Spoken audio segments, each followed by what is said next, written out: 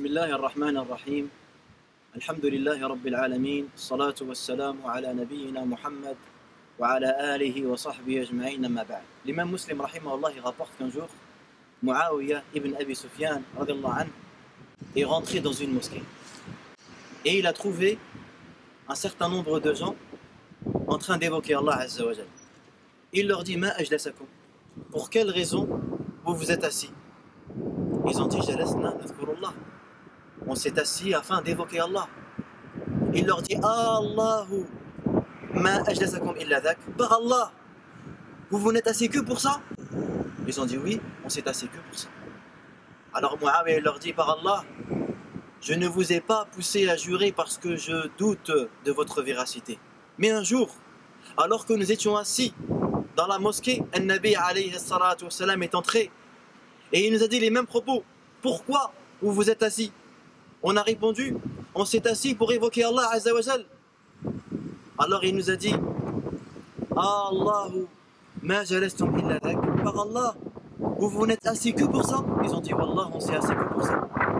Et le Nabi alayhi salatu wassalam leur dit, je ne vous ai pas fait jurer parce que je doutais de votre véracité. Walakinnahu atani Jibril, mais l'ange Gabriel est venu me voir. وأخبرني بأن الله تبارك وتعالى يباهي بكم الملائكة. Mais Jibril m'a informé qu'Allah tabaraka wa ta'ala se vante de vous auprès de ses anges. Allah. Allah se vante de vous auprès de ses anges. Mais qui profite du dhikr? N'est-ce pas le musulman? N'est-ce pas c'est le dhikr qui dissipe les soucis? N'est-ce pas le dhikr préserve contre les insufflations du diable?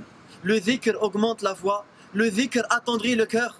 C'est nous qui profitons, c'est nous les premiers profiteurs des mérites et des bénédictions de Al-Adhkar. Mais Allah tabaraka wa ta'ala se vante auprès de ses anges, de ses serviteurs.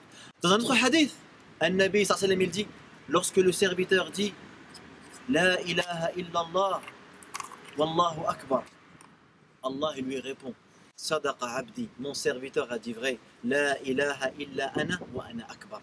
Il n'y a nulle divinité à part moi et je suis le plus grand. Allah te répond, Allah te donne raison lorsque tu l'évoques et lorsque tu exprimes sa grandeur et sa gloire. Mes chers frères et mes chères sœurs, les mérites du dhikr, on les ressent dans la vie présente avant même celle de l'au-delà. Regardez les paroles de Nuh alayhi salam quand il s'est adressé à son peuple. Et je leur ai dit, demandez pardon à votre Seigneur car il est pardonneur. Et regardez la récompense, regardez les promesses. Qu'est-ce qui va se passer?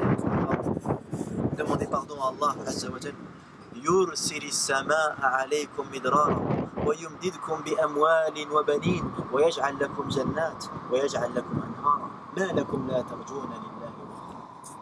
Et je leur ai dit, demandez pardon à votre Seigneur car il est pardonneur. Il fera descendre la pluie sur vous du ciel. Et il vous donnera des enfants. Et il vous donnera de l'argent. Ça c'est dans la vie d'ici-bas. Avoir une descendance, parmi les causes permettant d'avoir une descendance, c'est de faire l'istighfar. Quand un jour un homme est venu voir Al-Hassan al-Basri, il se plaignait parce qu'il n'avait pas d'enfant. Il lui a dit Astaghfirillah, demande pardon à Allah. Un autre il est venu et se plaint parce qu'il ne trouve pas de travail, parce qu'il n'a pas d'argent. Al-Hassan al-Basri, il lui dit Astaghfirillah. Un autre il vient et il se plaint de la sécheresse. Il lui dit Astaghfirillah. Les gens sont venus voir Al-Hassan et lui ont dit mais qu'as-tu à donner la même réponse alors que les questions et les demandes sont différentes? Il leur a dit Lam azid ala kitabillah. Je n'ai rien dit de plus que de confirmer les paroles d'Allah. Puis il a récité ces versets dans Surat Nuh.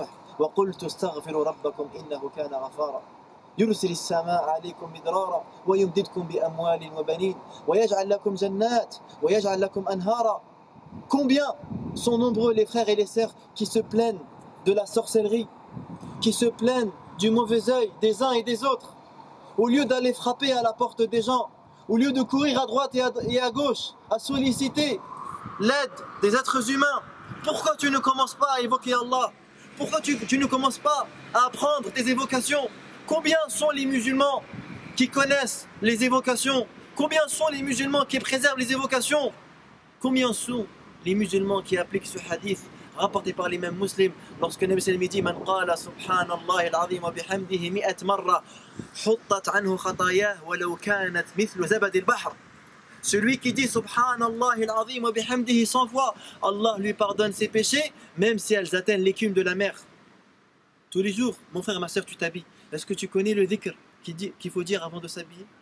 Tous les jours, mon frère, ma soeur, tu montes dans ton véhicule, tu montes, tu prends les transports en commun.